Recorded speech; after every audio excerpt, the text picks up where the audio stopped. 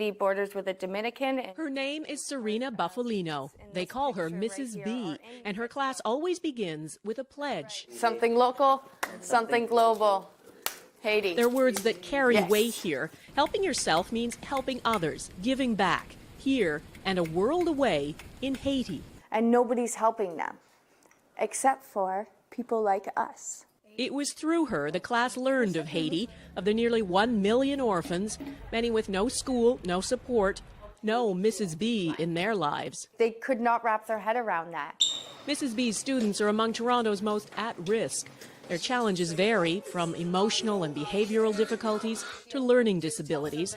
Their trauma so severe they can't function in a regular school setting, and we aren't allowed to show most of their classmates. For most of the kids, most of society has turned them away. And in this classroom, they're accepted. They're accepted no matter what for who they are. Take Yolanda. She came here last year so burdened and withdrawn, she would often fall silent, sometimes for days on end.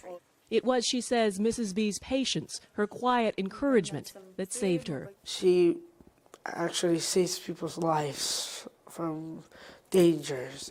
And perhaps that's why these marginalized kids feel such a kinship with the orphans of Haiti, and why they were moved to act. And so when Yolanda and Jackie and Patrick said, well, Miss B, we need to build them a school. Build a school, no easy task.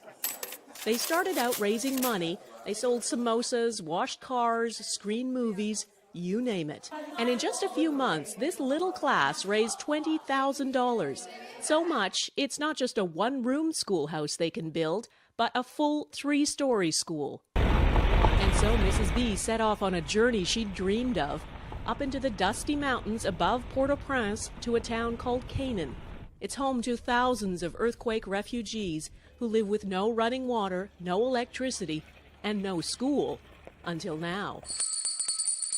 The first step was a temporary school. It's up and running, 53 students already in uniform. The permanent school for 250 is growing from its foundations. It makes me want to cry because she just makes me feel so awed, and I'm very proud of her. All of this because of a handful of students back in Canada, and Mrs. B, the teacher who believed in them.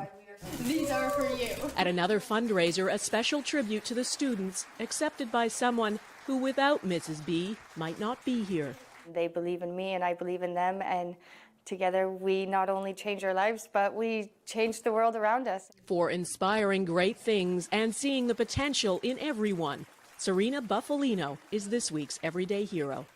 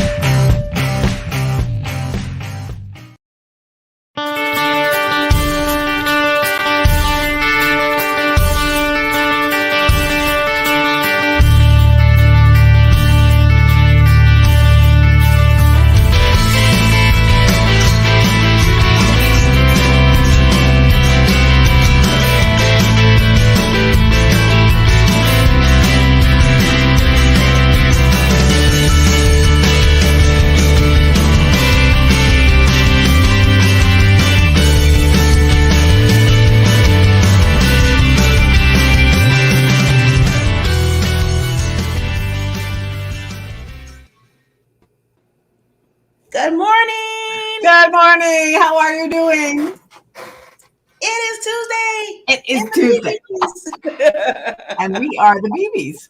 And we are the BBs. How are we doing? Happy day after Labor Day weekend. I know. It feels like, I don't know. I still did work yesterday, but it was good, fun work. It wasn't like work. Yeah. Yeah. So I enjoyed myself. And the thing is, it's September 7th today. Can you believe it, we are in September? This year has gone so fast, which everybody's talking about it, but I've gotten older, my years just seem to just fly by. I keep telling my children that I'm too young to have children in their 40s. I'm too young. But you know what? But it's okay. I mean, it's fun. But it's all in your attitude this week too. And this weekend has been a time of reflection for me a little bit. Okay. And I think it's because we're going into the final quarter. What have I done this year? What haven't I done this year? What did I set out to do? Has it happened? Yes, no, and not yet. And it's funny. I was just talking about that a few days ago. I was like, I know a lot of people are kind of like, okay, we're almost down to the wire, 2021, and I had these things that I was supposed to do, and half of it I didn't get a chance to get to. And I always tell people, please, whatever you do, I know people are planners and stuff. Don't beat yourself up. Exactly. If you didn't get to it. Right. Or even when December 31st comes and you still didn't get to it. I don't want people to be, because we put our own stress on ourselves a lot of times. Right. And it's so funny that you're saying that, because one of the things that Jason and I, who's are going to be our guest today, we talked about on our show last week was the law of three. And was, do what you can with what you have where you are. Mm-hmm. And this morning, it was like, oh, brother, it's September. And what did I do over the weekend? And, things and all of course, that you start that mental process of kind of beating yourself up. Well, I could have done this and I could have done that, but didn't do that. The thing is that, God has a plan for our lives. Yes. And he has perfect timing. Yes. And I know and it says in Jeremiah, I know the plan, or no, it's in Isaiah. I know the plans I have for you, plans for good and for harm, and not for harm, to prosper and to have a future. Yeah. And the thing is that we just have to trust that statement. Yeah, we do. And I think the times that, and this morning over the weekend a little bit, I was kind of beating myself up a little bit because it's September. And I haven't gotten I haven't gotten stuff done this year that I had every intention, of course, to do. January 1st or the first, January, you've got all these great plans and they didn't happen. Mm-hmm. So what are you going to do? Mm-hmm. And you just talked about it. Are you going to beat yourself up, or are you going to celebrate the things that you did do? Yeah. So important. Because I always tell people, I said, like, we were just we just talked about time and how fast time passes us by and how things are going. So why take that real estate in your mind of things that you didn't do and beat yourself up? Right. It's you could be thinking of other things, or like you said, being grateful for what you have done or what's been done, Yeah. And sometimes you just have to take time off to watch a movie. Thank you. And I did that. And I did that. It was an inspirational movie. And the thing is, I watched a couple of movies over the weekend. Mm-hmm. But they were ones based on true stories. Okay, which one did you watch? I love those. I love those kinds. That it was like one was about a football kid that came, that he came into a school expecting, and it was all about expectations. That he expected to get this and this and this. And when it all didn't happen, he kind of like just kind of imploded. Don't we all do that? When we, implode on himself, and then realized that, you know what? The lesson is that he had to show up as his best self. And was he? And in the, and of course, at the final thing, it's like they did go on to win the championship. There was football, and they got it down to that they were, it was Hometown Legend was the name of the movie. Okay, Hometown. Okay. I'll give Pure Flix a plug. I like Pure Flix just because I don't have to worry about language. I don't have to worry about having inappropriate content just scream at me, even from a commercial. I don't like that. So anyway, so these are all inspirational, those kinds of movies, one based on faith, those kinds of things, which I love. But so that's what this was. It was an inspirational, and it was about a town that was losing its identity. And how often have we lost when we feel like, hey, who am I? That was one of my big things after David died. Yeah. Who am I? And I had no clue. So this was just all about the town and how this football team came together to bring back self-pride and the pride that the town had in itself. And it was just such a heartwarming story. And, but it made me think about, how often in the past have we done that ourselves? Yeah. And we got sidetracked from who we are, who God made us to be. And he has a plan for each one of our lives. And if we don't do it every day, we beat ourselves up. Quit doing that. And I'm talking to myself here. I like how you just said, stop it. Just stop it. Just quit doing it. Yeah, I will. Sometimes we do that. Stop it. Yeah, we got to. Sometimes we have to say, stop it. What are we doing? I mean, it's funny because I kind of unplugged. Well, I didn't unplug because I wanted to a few weeks ago. I unplugged because it was forced on me. Right. And isn't that sad? And that's some 4 stars. And I didn't have no internet. I think I told you about that. It was no internet for 3 days. I didn't have power for 1 day, so there was no lights, no nothing. And I was sitting here like spazzing for the first day, like, oh my God, what am I going to do? I'm unplugged. I can't get on the internet. I can't do this. I can't do it. Yep. And then, then I did the Usha moment. I go to Usha. Right. And then me and God talked. Me and my daddy talked, as I call it. And I sat on the couch and I just sat there, Barbara, and I just started thinking about what you did. I did a whole reflection on me and what was going on, and things, and what am I doing, and why am I beating myself up, and things happen for a reason. And if I didn't get a chance to do my list of things, the reason was maybe I didn't supposed to do that day. I was supposed to rest, which I did. I did. Right. Yeah. Right. I know. I was listening to a guy, and he was talking about that he had worked 30 hours this week. It's only Tuesday. Oh, wow. I said, oh, wow. Ooh. So, yes, you can do that. But where's the balance in your life? Mm-hmm. And that when he said that, it kind of hit me a little bit. Was that, what are you doing? Yeah. Are you working too much? Mm-hmm.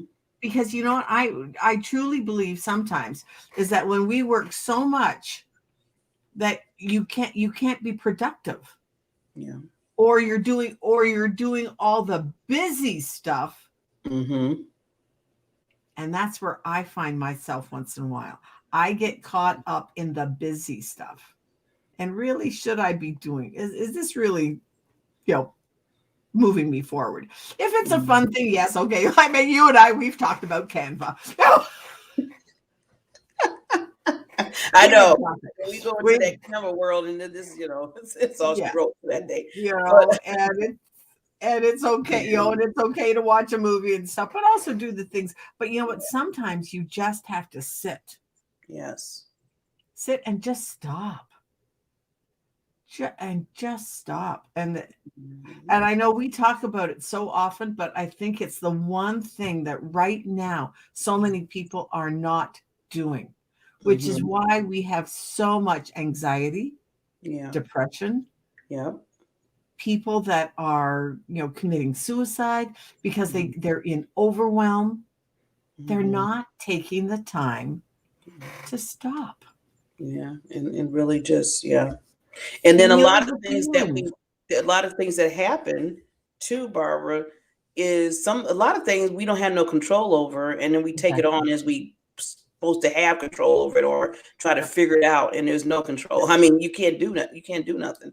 So I don't even let that bother. I used to let it bother me a lot because we want to be these like I got to get through this. This have to happen and push this out the way. And I'm like, okay, Barbara, well, you can't push that particular thing out the way because you have no Mhm. control over that particular thing. So why sit here and just bang your head on Mhm. a brick wall and it's not going Yeah. to go anywhere except make your head hurt. Yeah, well, it's like last week, I sent some messages out to a lady that was requesting information, and then I saw her on Saturday, and she said, "Gee, Barb, I haven't gotten anything." She said, "Oh, I got your information, but then it disappeared off of my phone." And I went, "What?" She said, "No clue. It just modern technology." I said, "Well, okay." So I stood there and sent it to her. She said, "Well, I guess it's just not here yet." Well, I saw her husband yesterday. He said, "Barb, Glenda still hasn't gotten your stuff." And I'm Hmm. like, seriously? So it's like, so somewhere, somehow, I said, so let me start over again, send her some new stuff last night. So now today I'm going to text her and say, did you get this stuff? Because so often when how do we know if somebody doesn't tell us that they didn't get something? And we automatically think, well, what's wrong with them that why aren't they responding? And why aren't they getting back to me? And why aren't they doing this? It's like, well, they didn't get it in the first place. So and so often though, people just jump on you. Why haven't you responded? To what? What do you mean to what? And it starts that. So, gee, you know what? Couch it with softer language. Have you had an opportunity to look at the information that I sent you? And and we do that with potential clients, but do we do that with our loved ones? That's Yeah, it. That's why I said, make you go, Yeah, we tend to jump on and we jump on ourselves. Why haven't you done this yet? We do that to ourselves all the time. Yeah. Yeah. And it's a process and it's because, a problem. it is because I just jumped on myself Saturday. So, I'm telling people, don't be jumping on yourself, but I jumped on myself Saturday about something that I was yelling at myself about, and if you would have seen me saying that, you'd have thought I was crazy because I'm like talking to me and myself saying, why you there, Barbara? Da, da, da, da. If somebody was looking on the outside looking in, they'll be like, she has gone crazy. But it was back to not certain things that I planned, didn't get it done, wound up, like you said, resting, sleeping, getting up, watching a movie, going back to sleep. I mean, I did that. And I was like, oh my God, this whole day went by and I didn't even do one thing off of the piece of paper that I wrote down, just not one. And I just got really like, this is putting me, because you think of it as, I didn't get it done Saturday. Now I got to put it on another day. And then if I don't get that done, that's what goes in your head. And I said, you know what, Barbara? This Saturday was a day for rest. I had to talk it up as that. I said it was a day for rest. Yeah. And I needed it. My body was like, you need That to was me. relax. I came home and I very seldom take a nap in the afternoon. I came home and took a 2-hour nap. And I said, I call it, I just needed to get horizontal. I like that. I didn't take a nap. I just needed to get horizontal. The fact that I fell asleep right away was besides the point. Yeah. But that's telling you right there, Barbara, if you went straight to, that's what I needed. And, and I know that we talk about this so often, but it's because people need to hear it. They need to hear it. Take some time for you. Self-care. I've been yelling it out. Self-care. Yeah. The stuff that you're supposed to get done, I always look at it that God has perfect timing. In fact, I have a thing on my wall, and I'm going to read it to you. And my youngest son gave it to me. And it said, "Today you are exactly where you are supposed to be." Mm. Then what happens tomorrow? Happens tomorrow, yeah. What happens tomorrow happens tomorrow. We I'm loving so it. often take on the worry. We spend so much time worrying about the stuff that we did in the past. Mm-hmm. Yeah. And then we worry about all the stuff that we need to do tomorrow. What are we doing today to be happy and to be joyful and to take time to, like this morning, I actually took more, and I have to admit, I'm going to tell myself, I have a cat and a dog. Okay, they are living creatures. Mm-hmm. I have to admit, this past few days, I don't think I really petted them. Oh. They jump, like Tripod jumps, the cat, she jumps off on my lap, and I'll pet her and then shove her off because I'm working.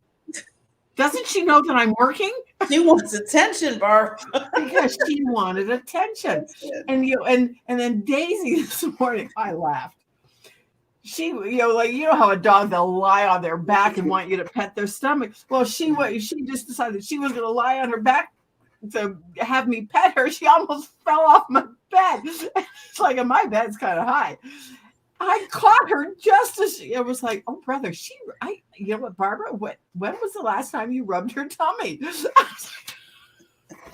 I was being a bad just like children, they need the attention. It's like children. And you know what? They need attention.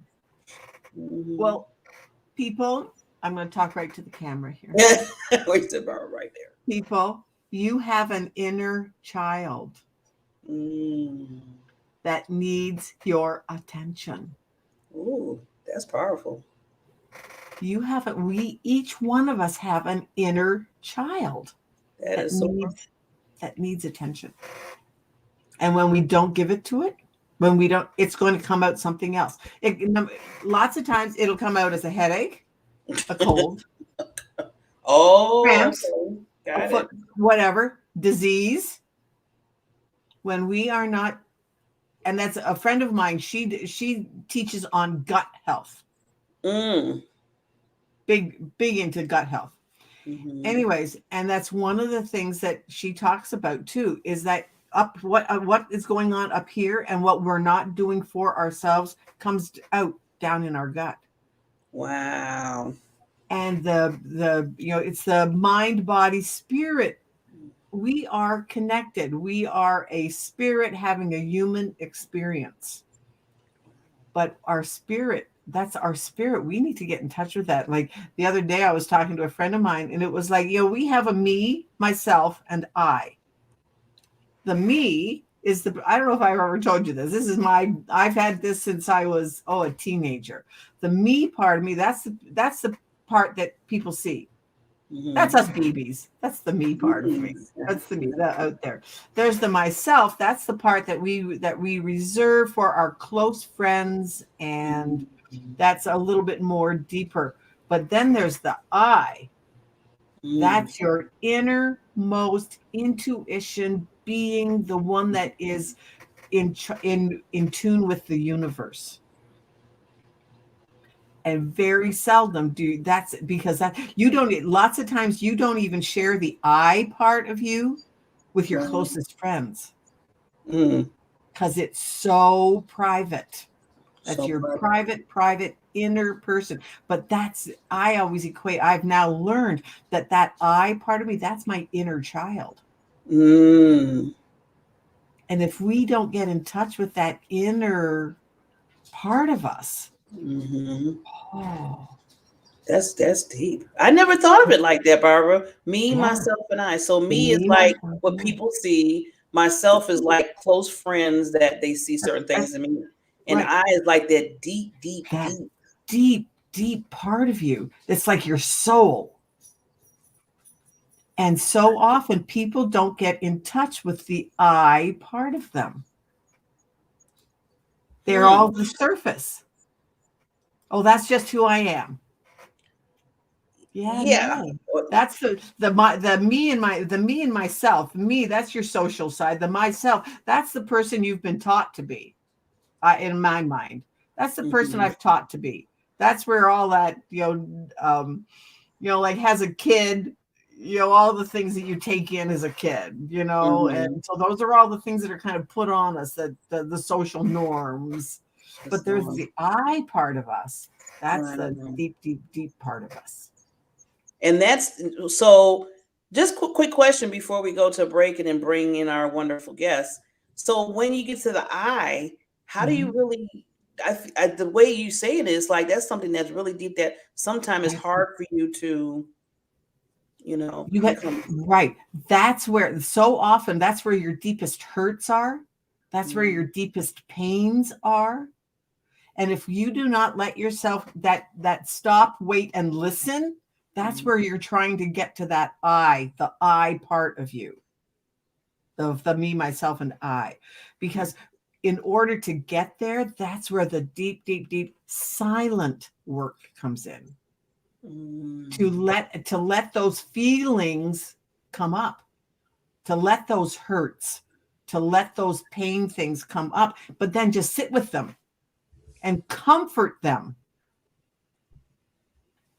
Comfort that inner child, that is the I part of you. Because I'm thinking, Barbara, if you don't let that I like get the healing or work with that I, then it could affect the myself and me. Oh, absolutely. Yeah, absolutely. That's why you like they always say that hurting people hurt others.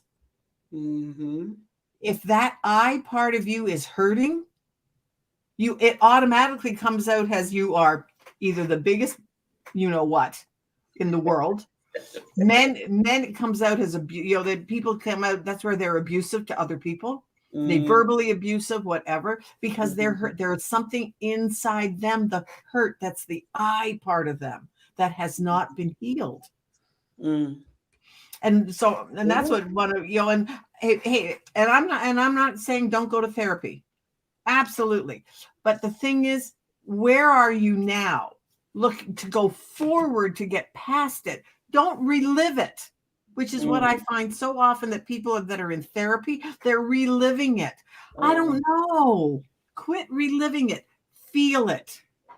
I am but then move on from it.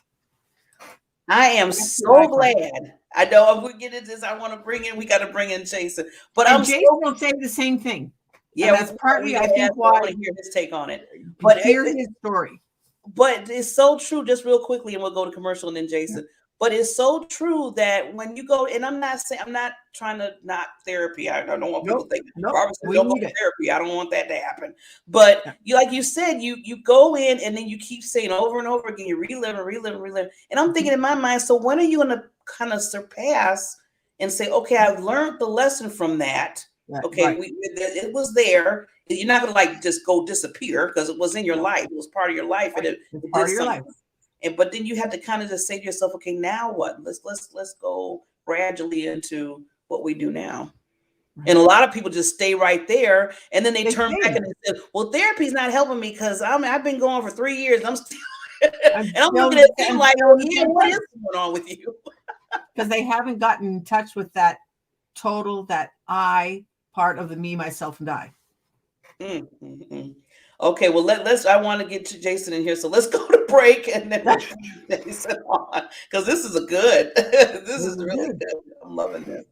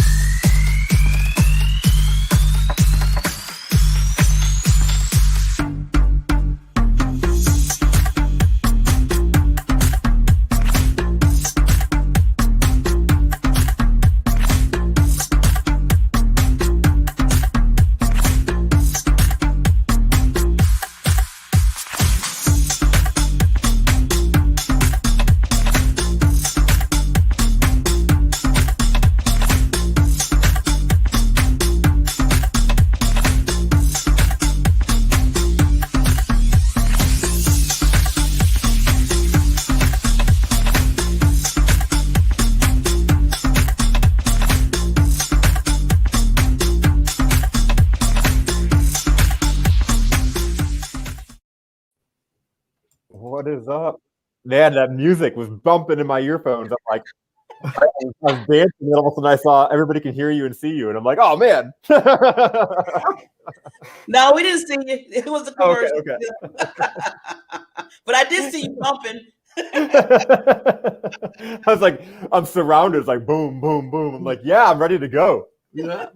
One of the nice things that I like that I can see since I'm in control is I can Yeah. see everybody in the virtual green room and they just be jamming. I see Barbara, she just be going, bopping and stuff. I'm like, I'm loving that. I said, I love it. If I get more commercials to get us moving, I'm doing That it. commercial got me moving. I'm like, this is the best commercial ever. So, Mr. Jason, yay! How's it going? It's been forever. It took forever. I know that was a long, way that you had to come to our studio. So, Well, I mean, it's been forever since I've seen you, Barbara. A couple months since you were on Everyday Riches. Yeah. very fun. Tell just a quick plug. Everyday Riches, watch it. Comes on Wednesdays. These two wonderful, amazing people that I'm here comes on every Wednesday, and it's an awesome show. Please watch it. Please watch it. So here's a powerful visual for you for what you two were talking about a second ago and talking about that therapy route. And imagine getting in your car and you can only drive looking through the rear view. What would happen? Now that's cool. Unfortunately, so many of us spend our lives looking in the rear view. We're not looking at what's coming in front of us, both in the future and in the present. We're spending all that time looking in the rear view. And what kind of hazards come about, present themselves to us when we're just studying and looking back what happened in the past. Yeah. Yeah. That's why I get nervous when people start saying, "Oh, I'm just living in the 80s," because I love my 80s music too. I do. I love my 70s and 80s music, but I don't live there. It's like, okay, I listen to it. It's nice, the beat and stuff, but I'm not gonna be like, oh, way back when I was this age, I just keep going into that phase. And it's like, you're saying, okay, are you really living there and not moving forward? Right. The good old days. Yeah. The good old days. Yeah. Yeah. So, Jason, we love you. Okay, audience, I love his voice. He's my co-host. Love his voice. His wife lets me borrow it for an hour a week. I think that's one of the things she likes on Wednesday. She's like, okay, Barbara, first of all, I just love Jason's voice.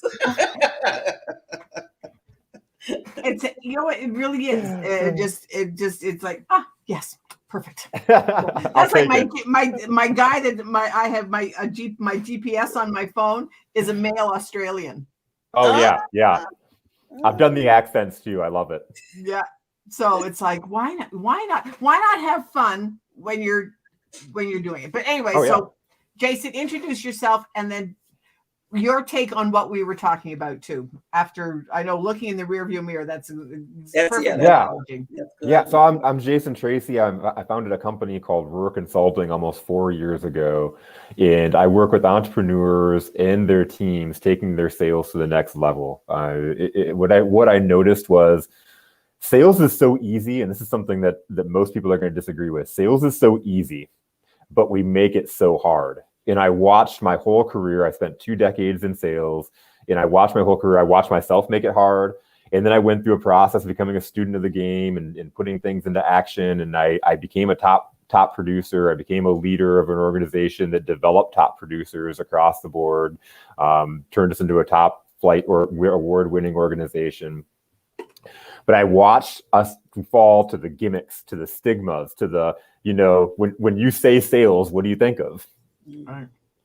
People think of that unethical, that sleazy, that fast talking, and so many people, good, bad, or indifferent, they fall into that. And so I've watched so many people take sales and really make it hard. And I know I did the same thing too. And what I found was this process to help people make sales easy. Most of my clients spend a good majority of their careers trying to become better salespeople. And most of that comes with changing who they are and trying to be somebody else because they feel like that is the person they need to be. What I do is I help entrepreneurs make sales natural. It's a natural way of being. So they attract and gain business with just being like this in a room, having a killer conversation. Yeah. That feels like breath of fresh air because I always have Yeah. problems with sales. And now you talking about beating yourself up, or we talking about it early. I beat myself up with that a lot because I know that, I have a business and I'm like, okay, I need to really get the sales thing under, and like you said, Jason, I think about when I first think of sales, I think of the car salesperson because Right. I don't like going to dealerships buying a car because I know I'm going to get what I get from the salespeople. And it's like, oh, leave me Yes. alone. Yes. Yeah. I go and I speak, all over the world and I talk to groups and I always ask people, what is your impression of sales? And everybody gets that used car salesperson, that furniture salesperson that pops up out of the cushions, that fast talker. And they always, that person that when you're not buying from them, they get angry or they get upset or they stop talking to you. All of a sudden they're not your friend anymore, and all these different things. And, what I'd watched, and exactly what you're talking about, Barbara, is people beat themselves up. And if you're an entrepreneur and you're beating yourself up because you're not good at this, if you're not selling, you're not going to survive as a business, just flat out. Yeah. You could have the best product, service, you could heal the world, transform people, you could do whatever it is, but it doesn't matter. If you can't sell it, you're not going to make money and you're going to be out of business. And that's a big factor of why 80% of people that start a business are gone within 5 years. Wow. Yeah. Yeah. Yeah. And I know, Jason, you and I have talked so often about what it takes to do sales. And I think people, and myself included, we make it too complicated. Yeah. Yeah. Yes. We make it too complicated. Well, Jason and Adam well from the Justice League, from the Entrepreneurs Justice League we're in, and they're a couple of my clients, and they had been through a sales program they spent a lot of money on, and they just gave me a phenomenal testimony and talking about that aspect. They spent all this money in the training and the coaching they went through was making the process so hard. Jason had mentioned it was like 36 steps to procurement, and it made it so hard that they kept overthinking and overthinking and overthinking. And by the time they got to me, it's like, why are you talking about all this stuff? Nobody cares about all these moving details, And so we're just able to understand what their value is, who they best work with. Understanding their objections, the objections they consistently get, and why they can overcome those objections. What it is about them that is different than all those objections that they're getting, and it's transformed their confidence. And they've realized it's much easier than we thought it was. Sales was much easier. They spent 2 years in this program just being confused and overwhelmed and feeling like sales was so hard. That's why I say it all the time. Sales is so easy, and a lot of it is just being a natural, authentic person. I was going to add to that because, in fact, myself and Barbara last Thursday, we were talking about this, about valuing yourself and not pricing or, doing the investment that you do for your products and services the right way and just saying, okay, I'm going to give people discounts because maybe, they don't want to pay for this or whatever. But that's really downing yourself. So I think it starts with that before you even go into the sale, because if you're not believing your product and believing that you deserve $1,000 for your coaching, I'm just using an example, for your coaching package. And as soon as somebody says, well, that might be a little bit too much. Well, okay, I can do it for 500. Now all of a sudden now it's like, okay, you're degrading your value, and people can see that. The number one most important person you sell in your whole entire sales career is yourself. Right. And that's where I meet my clients at. And I work in there are three key areas that I see salespeople, that's over the course of my 2 decades in sales and leadership, have seen that salespeople fail. And it's within their belief system and their mindset, the way they communicate, and then what processes they do to create consistency. And so I work with salespeople and entrepreneurs in those. That makes the belief system, understanding your value, being sold for you. If I'm making sales calls and I don't believe that why I'm calling you is going to help you add value to your life, they're going to be the standard horrible phone calls you get. Or how about those emails, your messages you get on LinkedIn that are 5 paragraphs telling you that I'm the best web designer in the world and I can take your business to the next level. You're in my world. You just in my world. Now they're emailing me. It's driving me crazy. I get all these emails and they're like 5 paragraphs long. I delete them before I even read them, Right. I don't. Yeah. Or I get the LinkedIn connection, And the next thing I know, I've got a, like, gee, like I had one last week. I could connect it. Oh, I'd love to. It looks like we have some things in common. Mhm. Great. Yeah. Going to start a relationship. Well, the next thing I got was, hey, I do VA work. Yep, I get those too. Yeah. I get that, and just knowing who you want to work with. Like one of the epiphanies that I've had is that I want to work with midlife, like midlife women who want to be speakers, who want to just exemplify that confident, well-toned, female persona that they want to have, to be the best version of themselves in their appearance and in their confidence. And so consequently, that's who I want to work with. So that's who I am targeting when I'm putting out my messaging and stuff. For sure. But if you know what value you bring to that group, then you can understand. But when you have conversation with them, you're not waiting to sell them something. No. So hey, where are you at now? Yes. Yeah. I always call it taking a bunch of crap. I'll do the PG version, a bunch of crap and throwing it at the wall and hoping something sticks. And we throw that bunch of crap out there and we hope that Barbara's reading it and she's going to say, that's me. I want to buy from you. The fact of the matter is I don't know if I can help you, even if I have had success with people that have been in your position in the past. And so for me, I want to get to meet you. I want to know who you are and what your vision is and what your goals are and what's preventing you from achieving that. And can I help you? Am I able to help you with that? So before I go into any sale at all, let's even understanding, is this my person? And can I help them? And if I can't help them, if I don't think I can help them, I'm not going to sell them onto a program. I'm not going to sell them because I don't want to take their money, for not getting anything. And so I think when you're doing sales from that integral piece of getting to know and discover people, have you ever watched Wolf of Wall Street? Parts of it. Okay. So Wolf of Wall Street in the movie, there's this very famous line that so many amateur salespeople repeat over and over again. I feel sorry for Jordan Belfort, the actual Wolf of Wall Street, because I'm sure he gets asked this all the time. Can you sell me a pen? And it's a line in the movie, and it's like he asks the guy he's interviewing, can you sell me this pen? And this guy starts telling him about all the features of the pen, and it writes backwards, it writes upside down. You're out. But unfortunately, that's the way we sell most of the time. The whole value, the whole objective of this exercise, and I saw Jordan Belfort telling us a story about this, is understanding that, are you in the market? You have to ask questions. You have to discover. You have to understand, are they in the market for a pen? So Barbara, how long have you been in the market for a pen? I haven't needed one. Oh, okay, then you're probably not a fit for the pen. I'm not going to sit and spend my time trying to sell you on a pen because you don't need one. You like pencils. It just so happens I have pencils, or I know a pencil guy that could get you a good deal on pencils. Maybe it's not me. Another analogy is thinking about, and when you think about sales, think about going on a date. And you're sitting across from a young man, young lady, whatever, and you start telling that person, I'll be the best husband / wife because I'll make beautiful kids and I've got the best family and support system. And you start telling them all the benefits and features on why they should buy you. That person's going to excuse themselves to the bathroom and leave. You're never going to see them again. And if you keep calling them, eventually they'll change their number and get a restraining order on you. And they'll talk about that creepy guy they went on a date with at one time that wanted to marry them in the first date.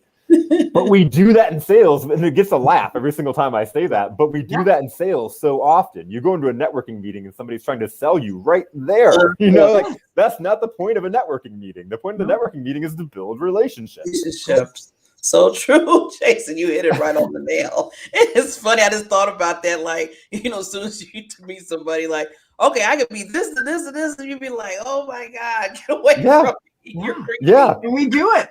And you know what? And the thing is, what Jason's talked about is that he's done it. I've done it. I've done it. Talk about without getting to know what their need is first. Yes. That's like I'm talking to a lady, and and she doesn't want to lose weight, and she doesn't, but she want, it's like, okay, then I can't help you. Yeah. You're not my target. You're my person. But if you're a midlife woman who wants to lose a few pounds and be a little svelter, hey, let's talk, and I'll see what we can do together. But it's like, oh, brother, yeah. But we've all been guilty of it. We make it too complicated. I think that's where listening comes into play. And I tell people now what I do more listening than talking when I have my like discovery calls or whatever you want to call them with people, because I need to hear their pain points. I need to hear what they need. And I need to hear if they need my product. I mean, if they tell me, well, Barbara, I need let's see, I need a knife and I'm selling forks, like you said, Jason, about the pen, then our conversation is going to be kind of short, because I'm not gonna be able to help you unless I can refer you to maybe if you like pencils, Barbara sells pencils, so I can refer you to Barbara Ellis or Jason. But besides that, I can't help you with that because I hear that that's not your need. And a lot of times we're so busy wanting to just talk and say what we do, and we're not saying, well, wait a minute, this person might not even need me. Yeah. A couple things, and I think it's so important, and I say this all the time, is God gave us 2 ears and 1 mouth for a reason. We need to listen more than we're talking, especially in a sales situation. However, the stigma says that we need to be fast talking, slick. We need to use the right words. If I say the right set of words together in a sentence, that's going to get you to buy 100% of the time. And maybe it does induce the emotion. Maybe what the certain words and the certain word tracks and scripts will get you to buy, but then all of a sudden you have buyer's remorse. And I want a raving client, a raving fan out there that's going to go and tell other people. I don't want somebody out there that's like, yeah, I bought this thing because my sales guy was really slick, because they say it. My sales guy really talked me into this, and I've been remorseful. Oh, where's that sales guy at? I'll make sure I'll never go to him, because that person's out talking, giving negative experiences about you. I want my clients to be fans. I want them out there telling you gotta talk to Jason. Jason changed my life. Jason made my experience so much better. I'd never go anywhere else. Yes. I remember one time I had a vacuum sales person came. Oh, geez, this is the worst. I finally bought the vacuum because I couldn't get rid of him. Yeah. I just kept saying, no, this isn't what I want. This is too big. It's too clunky. Da, da, da, da, da. He wouldn't, and he literally would not. I said, fine, signed the paperwork. He walked out the door. I called the company and said, your salesman just left and I'm canceling. Yeah. You felt pressured. The crazy thing about vacuum sales, and I've had friends that have worked in vacuum sales, and I spent like a day there before I quit and realized I didn't want to be there. You're not even buying from a real person. They teach them how to make up stories. And like one of my friends worked with this guy that would tell everybody about his wife and kids, and was like, he was a single guy in his mid-30s. He'd tell stories about his wife and kids to make himself more relatable. Like, people are making up stories. You're not even buying from real people. You're buying from people that are lying to you right from their beginning, right where the simplest thing. Why do you got to lie about who you are? Right. Yeah. Wow, that's not cool. If I got to lie about who I am, like, the vacuum is like fair game. You don't even know what's going on in this vacuum. Wow. It was horrible. You know, there was going to be a young bride. Yeah. No clue did not know. Now it'd be like, get out or I'm calling the police. Get out or I'm calling the police. But back then I was a new bride. I was like a deer in headlight. How do I get rid of this person? Like your favorite words, Barbara, like you said, you don't know what you don't know. So you really didn't understand, and you felt like you were being pressured. You're like, okay, let me get this thing so I can get him out of my house. And then you're like, okay, let me call. This is canceled. I had closed the door on him, and I picked up the phone and said, "Yep, you got and come and get this vacuum." It's funny how you bring that up, because there's been a few sales that I've been a part of that I had to do the same thing, like either cancel, or I was really like, ooh, I need it. And then come to find out I really didn't need it. You know, it was like after all the like, ooh, they get you all wired up and stuff. And then, I kind of like sat back after the sale was done and we were done and everything. And I was sitting there, I was like, I really don't, what am I going to do with this? Why did I get so hyped up about it? Yeah. Sometimes you can go and do a quick cancellation. Sometimes you don't read the contract, you're stuck. And there was one that I was stuck for a whole year. And I was so upset because I had to pay monthly on this thing for a whole year. And I didn't even use it. You know? And that's where shiny object syndrome comes in too. You know, I've been the victim of that and gone, what possessed me to do that? It all comes down to psychology. I became a huge. I'd been a fan of psychology for a long time. You talked about therapists. I went to a therapist from a very young age, and I totally get what you were saying, because it's like a lot of reliving the past and stuff. Luckily, I had some pretty good therapists that moved me forward, and I was in my teenage years. But so I've always been a fan of psychology and getting to know how the humans work, how we work behaviorally, and it's out there. And so salespeople, if you don't think that they're studying this and you don't think that they're trying to understand how to manipulate you, you're wrong. If you think that the sales world is all great and good, you're wrong. There is bad salespeople out there. There's bad organizations. There's people that are going to use psychological tricks to build your emotions and to get you super pumped up and to buy and pull that trigger. Or you feel intimidated, you got to buy that trigger. Right. You feel like if you don't act now, you're going to miss out on a deal. There's so many different things that heighten that awareness. But then as soon as they walk out the door, your logical brain kicks in. And then you start going through this process of kicking yourself and feeling like you made a big mistake. And again, as a sales professional, as an entrepreneur, as a representative that owns a business, do you want that to be your brand? Right. That's why I started my business. Like that. Yeah. And my Pat, my friend Pat and I, we were like, oh yeah, he is absolutely a master of manipulation and of the seven psychological triggers of sales or something, or there's the whole thing. And we were like, oh, right. And we would see him use them. Yeah. Oh yeah. Yep. And it was like, ooh, yike. And those people, you can't change them. I don't have any interest in working with those people. They have their ideas, as far as even coaching them, because they have their mindset and their ideas, and they're not going to change.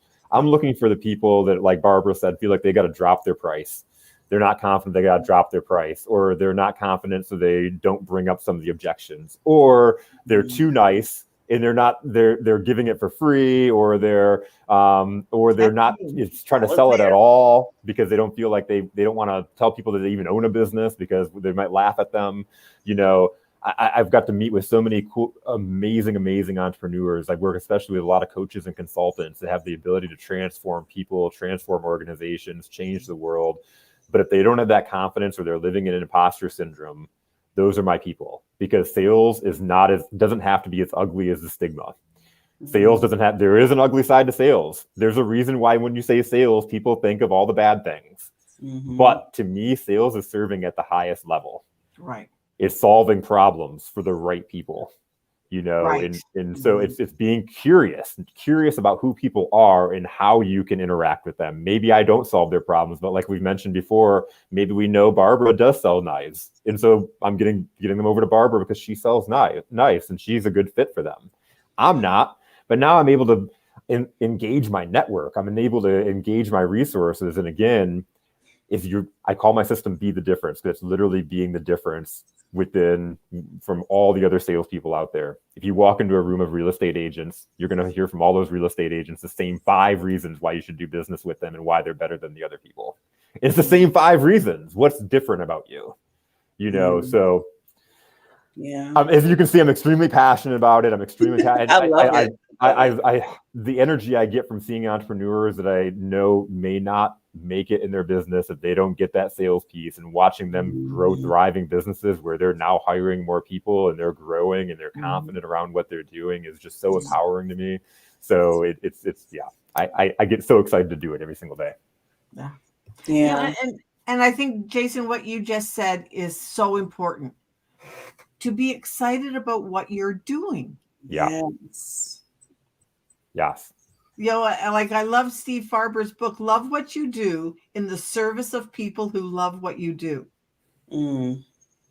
And it's like, get in touch. What we talked about at the beginning, get in touch with that I, the me, myself, and I. Get in touch with that I person part of you knows what it wants to do.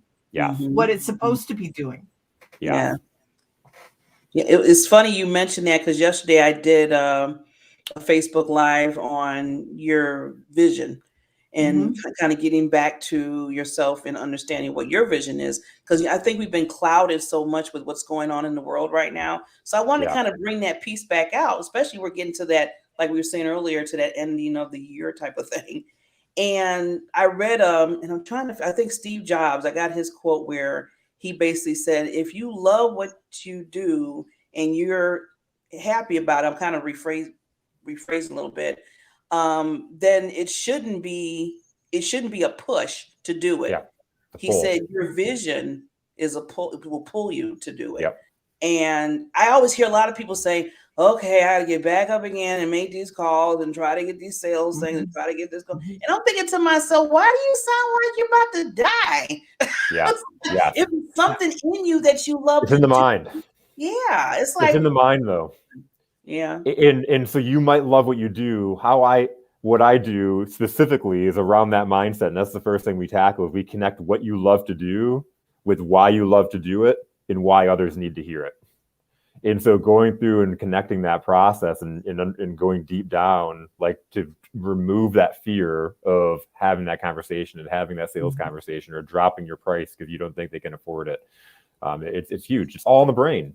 Yeah. It's all in the mindset. And that's exactly why I started my business, is what you said earlier, is all of a sudden people lowering their prices or not selling it at all. Or, there's all these symptoms that people have. And there's so many people with incredible ideas. And if you have a purpose, a passion, if you're trying to figure out how to sell it, you're having this nervousness, that's where I can come in and help you. Right. Even, and I find even once in a while, even just making the offer. Yes. Oh, well, what am I going to offer?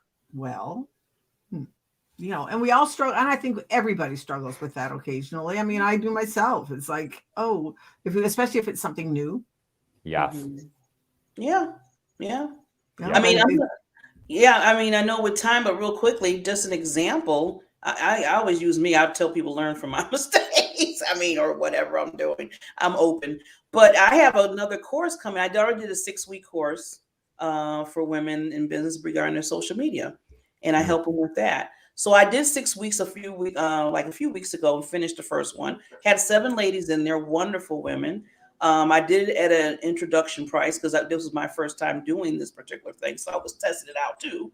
And I gave them some little, bonuses for it. So now I'm doing round 2. So I upped the price. I said, okay, introduction's done. Now we're going back and we're going into the price. So I upped it, like it's $247 now. It was $47. Now it's that. And the me and the now, okay, I'm like, I'm doing this. I believe in this. I know I bring value. I know the ladies told me that. They gave me testimonials. I see everything seemed like it was good. So it's coming up in a few weeks. And I have 0 people that signed up for it yet. Now, the old barber would have been like, oh, maybe I better go back to that $47 because people are not really, already, the tape. But the new barber is like, no, no, I believe in this. I believe there's a value here. And it's not so much about the price, but I have to believe that I give that value. And when people come into this program, they're going to get that value. And I can't be going back and forth because somebody told me, they said, Barbara, when I see this is one lady told me, she said, when I see a really small price in a coaching or whatever, I feel like that's no value because now it seems so cheap. Yeah. And I was like, wow, Yep. I didn't think of it like that. Yeah. I've had that before said that, oh, you're coaching, you must not be that impactful. That was when I first started out because your price is so cheap. Yeah. And I thought, I was always think of the other side of it where, okay, it's too expensive or whatever. I never thought of it like, okay, it's too cheap and I don't trust that. So I'm not going to buy that. And I was like, wow. So yeah, you have to learn. I got to hire you, Jason. But I got to learn to make sure that you're, like you said, your mind, you got to always battle your mind. Because I was even, I put that price up there. I said, no, let me stop this. Stop the madness, Barbara. Believe in you. Believe in that you're giving this value. So you got to keep talking to yourself with that. Yeah. Absolutely. But Jason, this was wonderful. I know I love this. I'm glad you came on our show and the BB. Oh, I'm so glad. Yeah, so I'm so glad I was invited. I always want to say to our guests that please leave something with the listeners that, like those lasting impressions that you might want to leave with the listeners. Yeah, well, so I do have a gift for the listeners. If you want to move your sales forward, you can go to my website. It's www.roar.consulting. And on the website, you'll see it says Take Action. If you click Take Action and click a link, you'll say Be the Difference Workbook and Coaching Session. So for any of your guests that want to move forward, click a link, schedule a time, and you'll automatically get the workbook to start putting together your customized sales system for your business, for you personally, and you'll get a 30-minute call with me to be able to walk you through and introduce you to that process. Gee, you know what, Jason? I don't think I've done that. I'm going to do that. Yeah, let's do it. Yeah, so go to the already website. been signing up. Yeah, I'm signing up right now. Awesome. Love it. Well, thank you, Jason, so much for coming. And, we always welcome you back. Please come back. We want to have you back. This is, I love this. I could talk for ever about sales with you too. So, on the 28th, if Jason's available, when I can't do when I can't be on the show, 28th. Why don't we have Jason as your co-host rather than doing a recording? I'll do it. If Jason's open. For the 28th, you said? 28th. 28th. I'm having my eyes done. I know, Barbara. Oh, yeah. That'd be awesome. Oh, good. So I can have a special that works for me. Let's do it, Jason. Awesome. Let's do it. Okay. So I will make sure I send you all the links like I did today, and we'll get a subject line to speak and talk. Maybe more about you guys already know each other, and and we always like having it live better anyway. So this would I just thought that just popped into my brain. That's awesome. And you always have those good thoughts in your brain, lady. I tell you that. That's why we're the BBs. So now that's gonna be BBJ. Exactly. BBJ. Better than PBJ. The BBJ. Oh, yeah. So the BBJs. So again, Barbara, any new things coming up for you before we sign off?